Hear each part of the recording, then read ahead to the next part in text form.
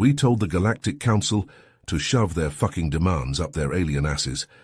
As the survival of the entire human race hung in the balance, I remember it like it was yesterday. The shimmering council chambers stretched out before me, a massive amphitheater filled with dozens of alien races. I was part of the human delegation sent to meet with the council after our first encounter with the technologically advanced Binars. The Galactic Council demands humanity's complete submission, Miza, the tall insectoid Binar ambassador, said. His gleaming exoskeleton towered over us. Your inferior status grants you no right to autonomy. Relinquish control of Earth's resources and technology, now. My heart raced. The arrogant bug expected us to just roll over. I stepped forward, looking Mizar right in his compound eyes. Humanity will never submit to the Council's rule, I declared, my voice echoing through the chamber. Outraged cries erupted from the Council members. Mizar jabbed a clawed finger at me. You will regret defying us, human. Submit or face swift retribution. In that moment, I knew my words had set our path. Humanity's very future depended on standing our ground, no matter the odds. We would fight for our right to forge our own destiny among the stars, even against the galaxy's most powerful races. There was no going back. That moment was just the beginning of humanity's greatest struggle, when we drew a line in the sand and refused to kneel before the Galactic Council. I am Russell James, and this is the story of how we fought for our right to exist. We knew the Council wouldn't let our defiance slide. In the weeks after that meeting, Earth's leaders worked around the clock to get ready for the shitstorm coming our way. Every nation set aside their squabbles and united to face the alien threat. Factories churned out weapons and ships, citizens trained for the fight ahead. As part of the diplomatic team, my job was to reach out to other species the Council had fucked over. Species forced to give up their freedom for so-called protection. I met in secret with the Krellians and the Vox, two of the most pissed-off subjects of the Council. We shared intel and resources, slowly building a coalition to resist the Council's iron grip on the galaxy. Then the day we'd been dreading arrived. A massive Binar fleet jumped into Earth's orbit, with that asshole Mizar at the helm of the lead dreadnought. The bastards didn't waste any time before raining hell on us. Searing beams of plasma sliced through our cities like a knife through butter. Millions died in the first hour alone, as the aliens bombarded us without mercy. Our planetary defenses fought back, but they didn't stand a chance against the Binar's superior tech. It looked like humanity was finished, but even in our darkest hour, we refused to kneel. With the help of the Krellians and Vox, we launched a balls-to-the-wall counterattack on the Binar fleet. A suicide squad of our best Spec Ops troops managed to infiltrate Mizar's flagship by flying a captured shuttle right into its hangar bay. They fought their way to the bridge, taking down every Binar in their path. The bastard was waiting for them, all four of his arms wielding vicious-looking blades. But humanity's finest warriors were more than a match for that overgrown mantis. When the smoke cleared, Mizar lay in a pool of his own blood, his carapace cracked and leaking. Seeing their leader fall broke the Binar's resolve. They turned tail and ran, jumping back to Council space. But we knew this was only the beginning. The Council would be back, with even greater force, to grind us under their heel. Humanity had won the first battle, but the war for our survival was just getting started. But Mizar's defeat was only the beginning. The Galactic Council was fucking pissed that we'd taken out one of their top dogs. They declared total war on humanity and anyone who stood with us. And so began years of the bloodiest fighting the galaxy had ever seen. The Council threw everything they had at us. Their fleets attacked human colonies without mercy, slaughtering civilians and leaving only ashes in their wake. Our allies, the Krellians and Vox, faced the same onslaught. But humanity refused to back down. Our brave soldiers fought like hell to defend our homes and our freedom.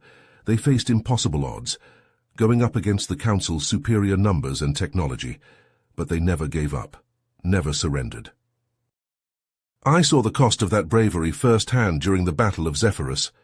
I was leading a diplomatic mission to evacuate a group of human refugees from the planet. The Council had the place surrounded, and their troops were closing in fast. As we raced towards the spaceport, plasma bolts flying all around us, a squad of elite Binar warriors ambushed my team. It was chaos, a brutal firefight at close quarters. I took down 2 of the bugs myself, but then I heard Marcus cry out. He was my best friend, a fellow diplomat who'd been with me through thick and thin. A plasma bolt had caught him right in the chest.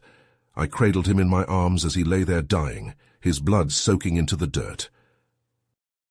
"Leave me," he gasped, his face pale. "Get the refugees out, that's all that matters." Tears stung my eyes as I gently set Marcus down. I knew he was right. We had to save as many lives as we could. But leaving him behind, knowing he'd die alone on that God-forsaken rock, it was the hardest thing I've ever done. I still carry the weight of that choice with me, even all these years later. But I also carry the memory of Marcus's sacrifice, and the sacrifices of so many others who gave their lives in the war against the Council. Despite the losses and the pain, humanity never wavered. Our scientists and engineers worked around the clock to give us a fighting chance. They developed new weapons, new shields, new ways to even the odds against the Council's advanced tech. But even as we fought and bled, the Council had one last trick up their sleeve, one that could have ended humanity for good. I remember the day Agent Hawkins burst into my quarters, his face grim. "We've uncovered something big," he said, "something that changes everything." Hawkins was the best spy we had, a master of infiltration and subterfuge. If he said it was important, I knew it had to be huge. "The Council has a secret weapons project," Hawkins explained. "Something called the Star Killer. They're building a device that can wipe out entire solar systems in one shot." The news hit me like a punch to the gut. If the Council finished that weapon, nowhere in the galaxy would be safe. They could hold the whole universe hostage. "We have to stop them," I said. Hawkins nodded. "I have a plan, but it's risky as hell." The plan was to infiltrate the Council's central command on Zephyrus Prime, the most heavily guarded installation in the galaxy. Hawkins had managed to secure schematics of the facility, and he thought we had a shot at getting inside, stealing the Star Killer plans, and sabotaging the project. It was a suicide mission, but we didn't have a choice. Hawkins and I handpicked a team of our best operatives, men and women who'd proven themselves in dozens of covert missions. We armed ourselves to the teeth and set out for Zephyrus Prime. Getting onto the planet was the easy part. Hawkins' intel was good, and we slipped past the Council's security net without a hitch. But the command center itself was a fortress, bristling with guards and automated defenses. We fought our way inside, meter by blood-soaked meter. The corridors rang with the screech of plasma fire and the cries of the dying. Binar and human blood mixed on the floors. Finally, we reached the central data core. Hawkins hacked into the system, while the rest of us held off wave after wave of Council troops. The door shuddered under the impact of plasma bolts as he worked frantically to download the Star Killer plans. "Got it!" Hawkins yelled, yanking a data chip from the console. "Let's get the fuck out of here!" But as we turned to run, a shimmering force field sprang up, blocking our path. A dozen heavily armed Binar guards poured into the room, weapons leveled at our heads. We were trapped, outnumbered and outgunned. It looked like the end of the line. Then Hawkins shoved the data chip into my hand. "Get this back to command," he said.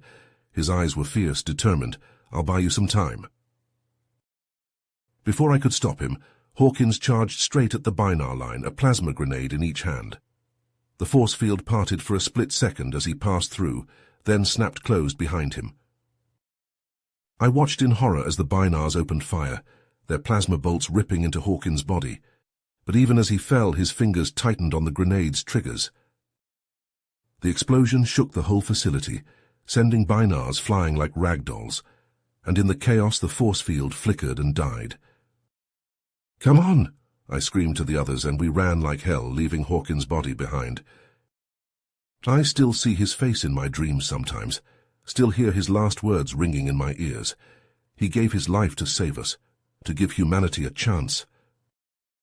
With the Star Killer plans in our hands, our scientists worked around the clock to find a way to counter it.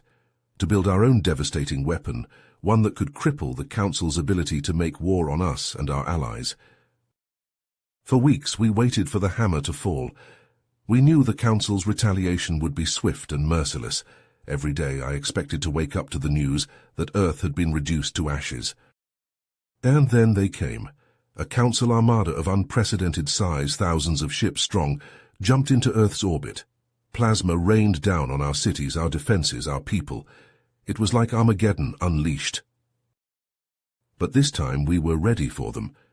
Humanity and our allies met the Council's forces head-on, over the skies of Earth and on the ground below. It was a battle like none the galaxy had ever seen. Our ships clashed with theirs in a dance of destruction, missiles and plasma bolts crisscrossing the void. On the surface, our soldiers dug in and held the line against wave after wave of Binar shock troops and their Council allies. In the command center, my eyes were glued to the view screen as the Prometheus weapons streaked towards the Council armada. Every muscle in my body was tensed, my heart pounding in my chest. This was it, our last desperate gamble. If this didn't work, I didn't want to think about what would happen. The weapon detonated, a searing white flash that blinded the cameras for a moment. As the glare faded, a massive electromagnetic pulse bloomed outwards, washing over the Council ships like an unstoppable tide. For a heartbeat, nothing happened. Then, one by one, the lights on the alien vessels flickered and died. Their engines sputtered out, their weapons falling silent. Across the battlefield, Council ships began to drift aimlessly, powerless and helpless. In the command center, a cheer went up. People hugged each other, tears of relief streaming down their faces. Against all odds, the Prometheus weapon had worked. The Council armada was crippled. "All ships, advance," Admiral Hackett barked into the comms. "Hit them with everything we've got." Earth's fleet, shielded from the EMP, surged forward. Missiles and plasma bolts rained down on the defenseless Council ships. Explosions bloomed in the void as the alien vessels were torn apart. It was a slaughter. The once mighty Council armada was reduced to a field of shattered metal and frozen corpses in mere hours. When the last ship was destroyed, a ragged cheer echoed through the fleet. But our celebration was short-lived. Reports began pouring in from the surface, each more dire than the last. The Prometheus weapon's EMP had done more than just disable the Council ships. It had ravaged Earth's infrastructure. Power grids across the planet had collapsed.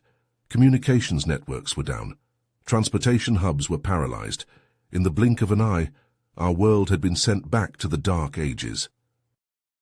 In the major cities, riots broke out as people scrambled for food, water, and basic necessities. Fires raged unchecked as emergency services struggled to respond. Hospitals were overwhelmed, their life-saving equipment rendered useless without power.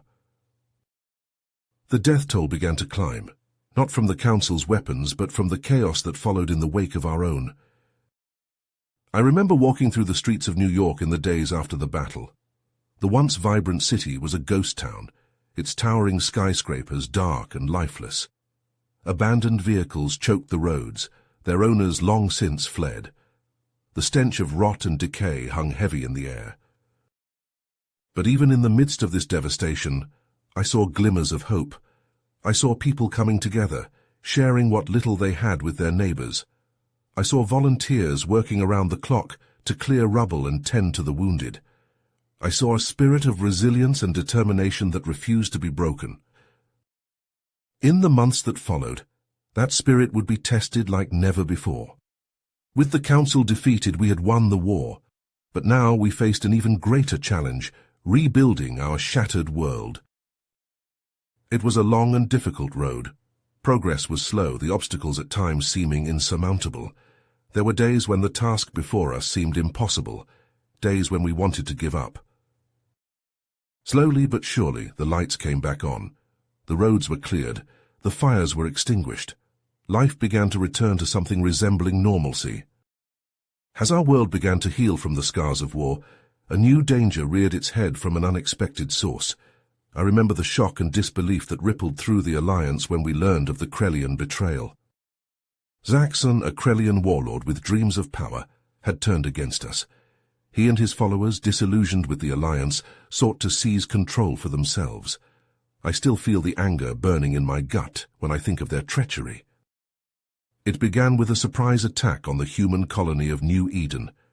Zaxxon's ships appeared out of nowhere, catching the local garrison completely off guard. The colony's defenses, still weakened from the war with the Council, crumpled under the onslaught. I watched the footage with a heavy heart as Krellian troops stormed the colony streets, plasma rifles blazing. They cut down anyone who stood in their way, civilian and soldier alike. The screams of the dying echoed through the command center, a bitter reminder of the fragility of the peace we had fought so hard to achieve. But the true blow came when we learned of the hostages. In the chaos of the attack, Zaxxon's forces had managed to capture a number of high-ranking human officials who had been visiting the colony, and among them was my own son, Alexander. I felt like I'd been punched in the gut. My boy, my precious boy, in the hands of that madman. I wanted to scream, to rage, to tear Zaxxon limb from limb with my own hands. But I couldn't. As much as it pained me, I knew I had to keep a level head. The lives of the hostages depended on it. And so, with a heavy heart, I stepped into the role of lead negotiator. For weeks I danced a delicate dance with Zaxxon, trying to secure the release of the hostages. It was a battle of wits and wills, each of us trying to outmaneuver the other. I spent long hours on secure comm channels, bargaining and debating, using every trick I'd learned in my years as a diplomat. I called in every favor, leveraged every bit of influence I had. But Zaxxon was a cunning opponent, always seeming to stay one step ahead. I remember the moment when it all came to a head. I was in my quarters, poring over the latest intelligence reports, when the call came in. It was Zaxxon. "Russell James," he purred, his voice dripping with false cordiality. "I must admit I've enjoyed our little game, but I'm afraid it's time to end it." My heart raced as he listed his demands. Complete autonomy for Krellian worlds, a seat on the council that was being formed to govern the alliance, and most importantly, immunity for him and his followers. I knew I couldn't give him what he wanted. It would be a betrayal of everything we had fought for, but I also knew that refusing him outright would be signing the death warrants of the hostages, of my son. In that moment I made a decision. I agreed to his demands, but with one condition. I insisted that the hostages be released into my custody before the deal was finalized. To my surprise, Zaxxon agreed. It was a risk, but it paid off. As soon as the hostages were secure, I gave the order. A team of our best Special Forces operatives who had been waiting in the wings struck at Zaxxon's compound. It was a short, brutal fight. Zaxxon's followers, caught off guard, were quickly overwhelmed, and Zaxxon himself was captured, dragged out in chains to face justice for his crimes. I remember the relief I felt as I embraced Alexander, tears streaming down both our faces, but even in that moment of joy, a cold dread settled in my stomach. Because there was one thing that didn't add up. Zaxxon's plan, his betrayal, it had all been too easy, too convenient. And then the truth came out. Mizar, the Bainar warlord we thought long dead, had been pulling the strings all along. He had used Zaxxon and the Krellians as pawns, manipulating them to sow chaos and discord within the alliance. The revelation hit me like a punch to the gut. All this time, while we had been fighting amongst ourselves, Mizar had been plotting, biding his time. And now, with the alliance fracturing and trust at an all-time low, he was ready to make his move. I remember the frustration, the anger that boiled up inside me. After everything we had been through, all the sacrifices we had made, to be brought low by the schemes of a madman we thought long vanquished. But even in that dark hour I refused to give up hope. I looked around at the faces of my fellow soldiers, my fellow diplomats, and I saw in them the same determination that burned within me. We had fought too hard, come too far, to let the likes of Mizar tear down what we had built. The road ahead would be long and hard, there was no doubt about that. But we would face it together. Humans and Krellians, Vox and countless other races united by a common cause. the cause of freedom, of self-determination, of the right to forge our own paths among the stars. We'd been battered, betrayed, bloodied, but we were far from beaten. Even as we struggled to pick up the pieces after Zaxxon's treachery and Mizar's re-emergence, a lifeline appeared from the most unexpected of places. The Vox Collective, that enigmatic race of technological savants, reached out to us in our darkest hour. I was skeptical at first, still reeling from the wounds of betrayal. Trust was a commodity in short supply. But as I sat across the negotiating table from the Vox representatives, listened to their history, I began to see the glimmers of opportunity. The Vox, it turned out, had no love for the Council or Mizar. Centuries ago, the Council had conquered their homeworld, enslaved their people. Only through a long, bitter struggle had they clawed their way back to freedom. In the Vox we found not just allies but kindred spirits. They understood our pain, our anger, our thirst for justice, and they had the means to help us quench it. I watched in awe as Vox engineers worked side by side with our own, rebuilding our shattered cities with technologies beyond our wildest dreams.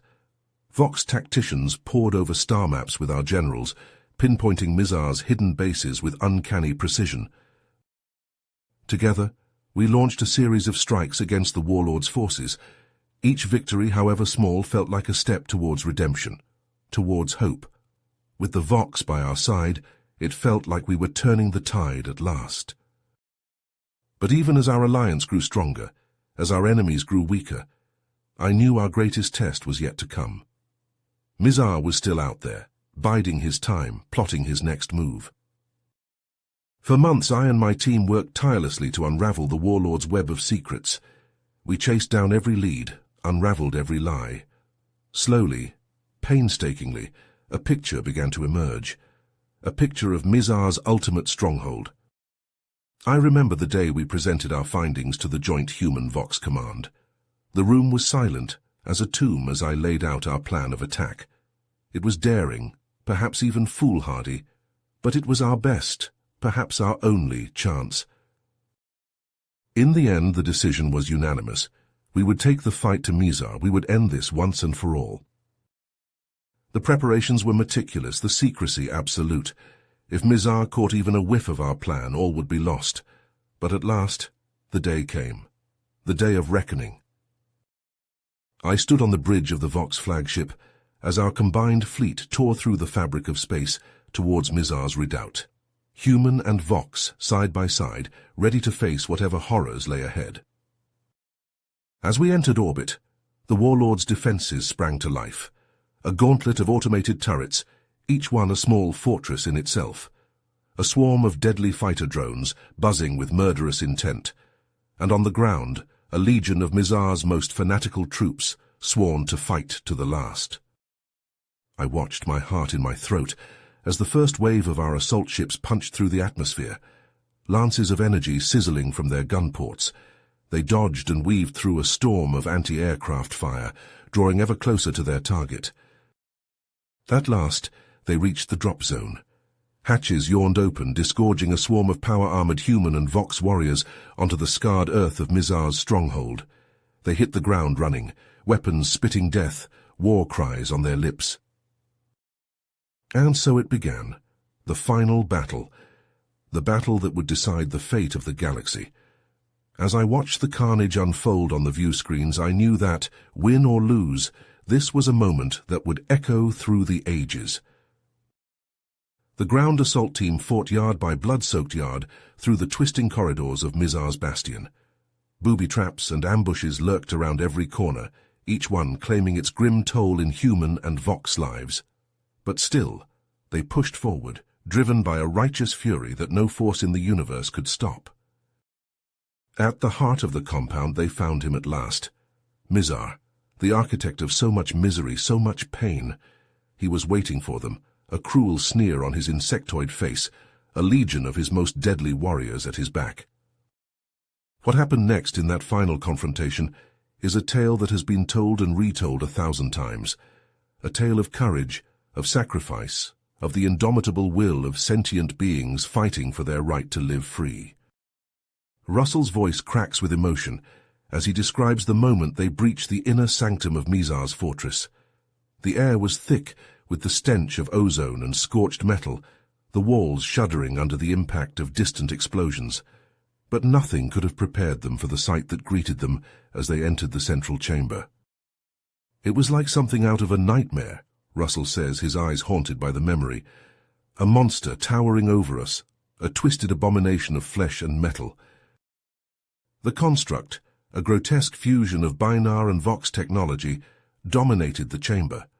It stood at least 100 feet tall, its misshapen body bristling with weapons and writhing with mechanical tentacles. Its eyes, glowing with a malevolent red light, fixed on the intruders. "Open fire," someone shouted, and the chamber erupted into chaos. Plasma bolts and laser beams crisscrossed the air, slamming into the construct's armored hide. But the monstrosity barely seemed to notice. It lashed out with its tentacles, smashing soldiers aside like rag dolls. Energy beams lanced from its eyes, vaporizing entire squads in an instant.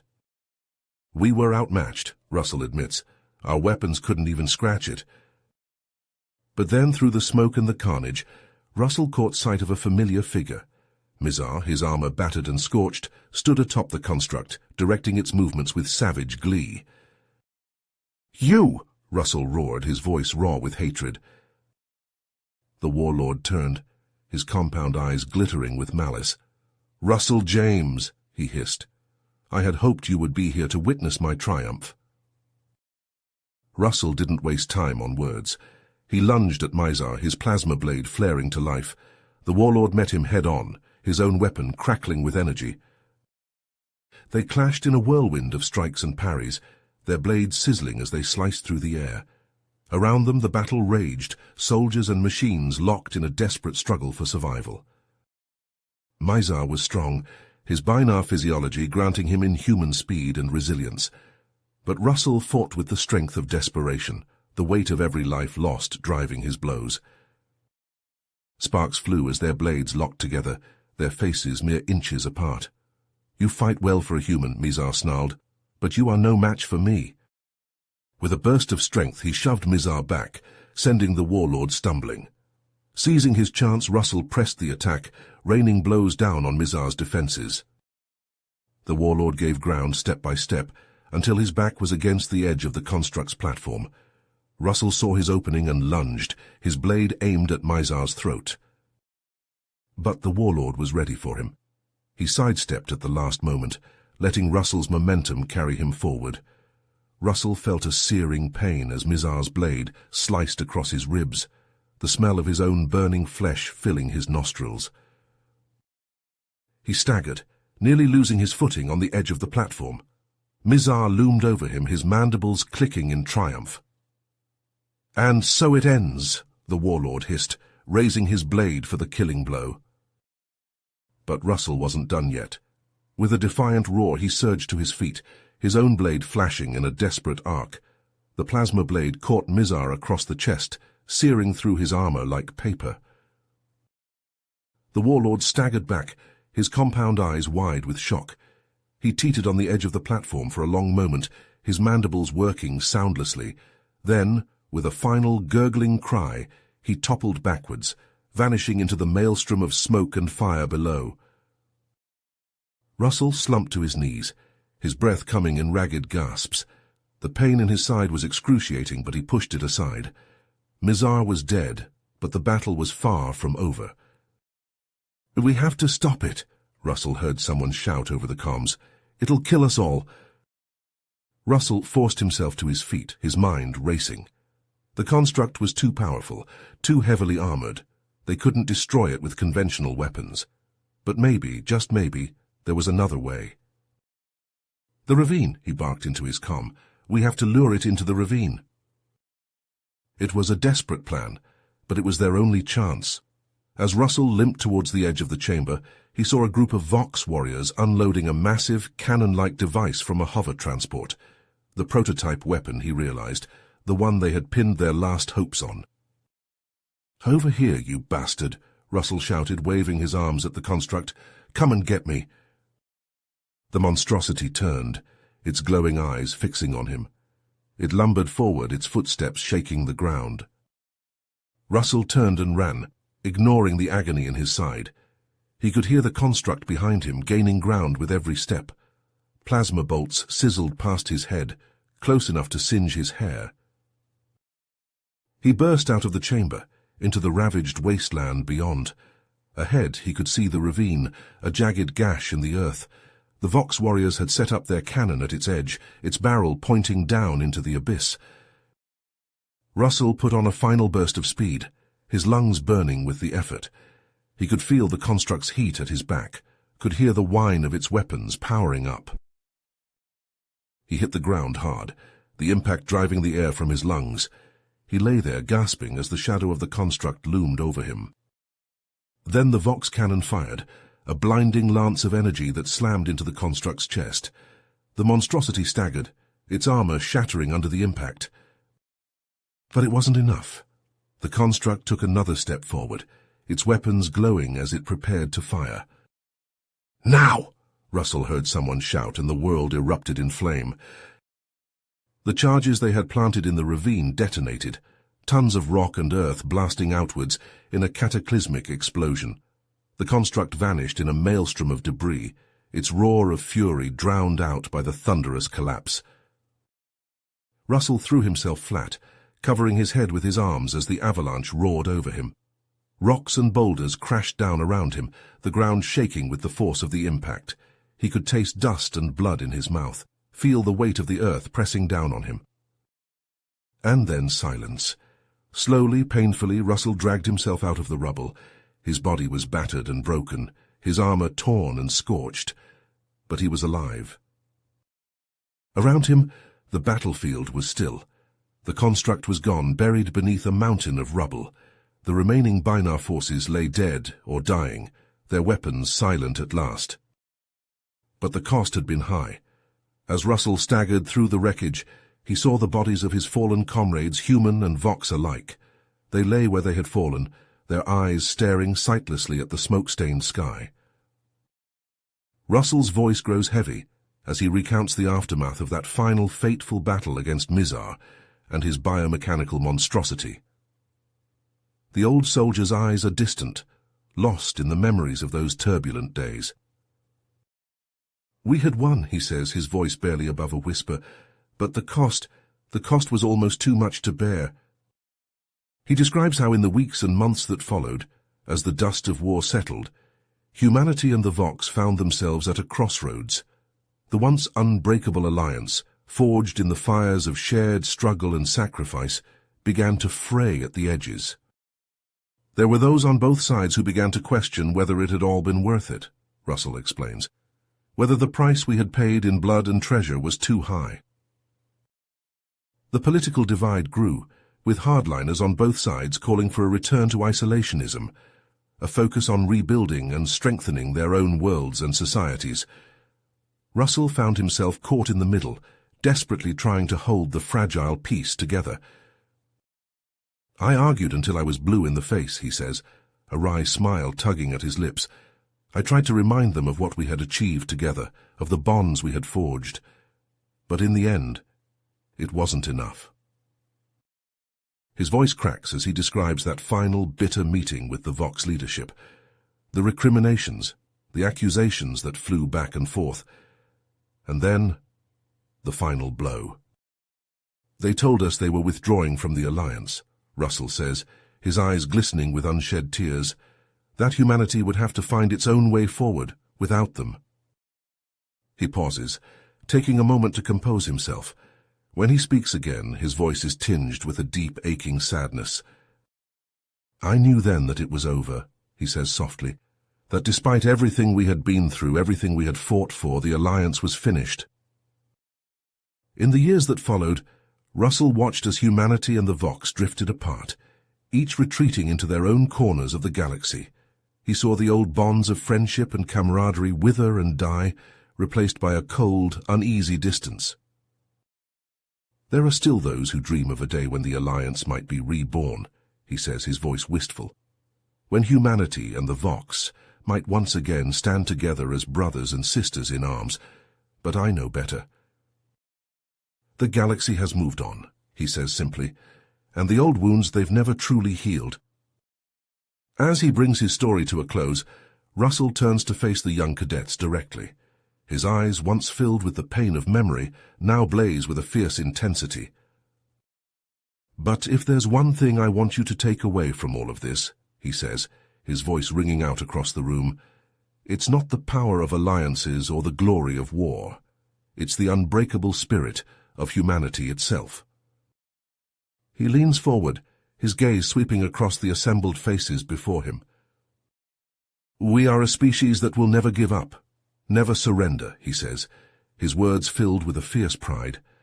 "No matter the odds, no matter the cost, we will always fight for our freedom and our way of life." His voice drops to a haunting whisper, his final words hanging in the air like a prophecy. "But never forget," he says, "that the price of that freedom is eternal vigilance. The galaxy is still a dangerous place, and there will always be those who seek to take what is ours." With that, the old soldier steps back from the podium, his story finished at last. For a long moment the room is filled with a heavy, contemplative silence. The cadets sit motionless, their minds struggling to process the weight of what they have just heard.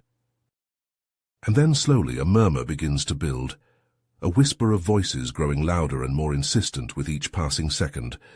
It is the sound of a new generation, ready to take up the mantle of those who came before, ready to face whatever challenges the future may hold, no matter the cost. In the midst of that rising tide of voices, Russell stands tall and proud, a living testament to the indomitable will of the human spirit. And though the road ahead may be long and hard, he knows that humanity will never waver, never falter. For they are the guardians of the galaxy now and forevermore. As the final echoes of his words fade into the stillness, Russell's gaze sweeps across the sea of young faces before him. In their eyes, he sees the same shock and disbelief that he himself had felt when the Quaith first appeared on the Galactic stage. "It was like something out of a nightmare," he says, his voice low and haunted. "One moment we were celebrating our hard-won peace, rebuilding our shattered worlds. The next, the Quaith were upon us, their ships darkening the skies of a dozen colonies." He describes the initial attacks in vivid, horrifying detail. The way the Quaith's weapons cut through humanity's defenses like a hot knife through butter. The screams of the dying, the smell of burning flesh and molten metal, the desperate, futile attempts to fight back against an enemy that seemed to possess technology straight out of science fiction. "We threw everything we had at them," Russell says, his fists clenching at his sides. "Every ship, every weapon, every soldier, but it was like trying to stop a tidal wave with a paper cup. They just kept coming, relentless, implacable." He pauses, his eyes distant as if seeing the carnage play out once again in his mind's eye. When he speaks again, his voice is heavy with grief and regret. "In the end, we had no choice. Our leaders, myself included, met with the Quaith to negotiate a surrender. The terms were harsh. They demanded control over vast swathes of our territory, access to our resources and technology. In return, they promised to spare what was left of our species." Russell shakes his head, a bitter laugh escaping his lips. "Some called it a betrayal.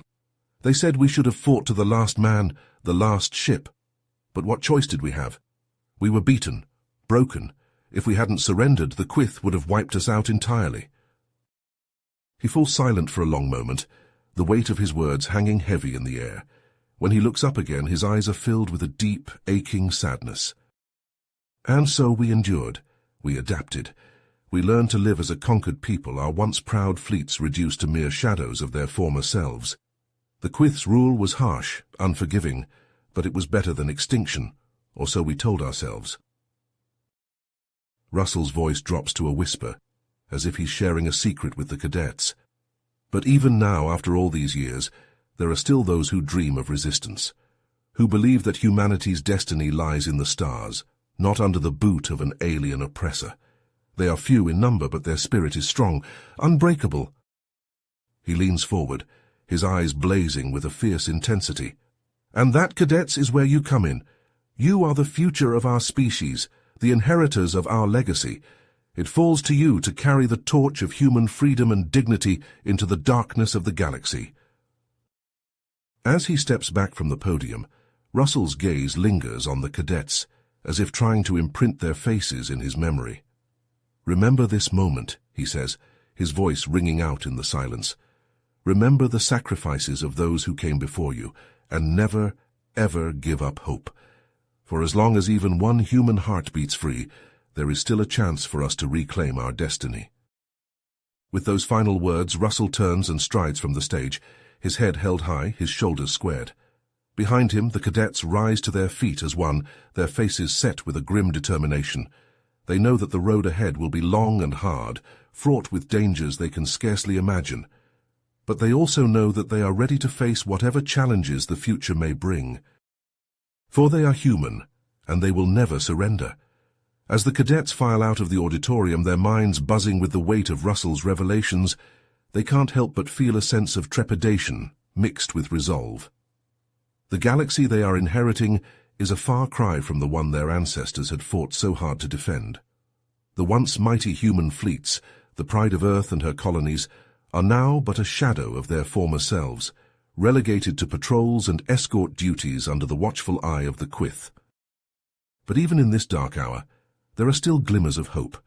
Rumors whisper of hidden bases and secret projects, of brave men and women working tirelessly to keep the dream of human independence alive. Some even dare to hope that the Vox, humanity's old allies, might one day return to stand with them against the Quyth. But for now, the cadets know that their duty lies in serving the present, not dreaming of the past. They have trained long and hard to become the shield and sword of their species, to defend what's left of humanity's legacy against all threats, both from without and within. As they step out into the bright sunlight of the Academy grounds, each cadet feels the weight of that responsibility settling on their shoulders like a mantle. They exchange glances with their comrades, seeing the same determination and resolve etched in every face. They are the future of humanity, the inheritors of a proud and tragic legacy, and though the road ahead may be shrouded in darkness and uncertainty, one thing remains clear. They will face whatever challenges come their way with courage, honor, and an unbreakable spirit. For they are human, and surrender is not in their nature. You have reached the end of the story. If you enjoyed this story and want to support us, please leave a like and subscribe to our channel, and for every comment that says 88, I will heart every single one of them. Thank you for your time.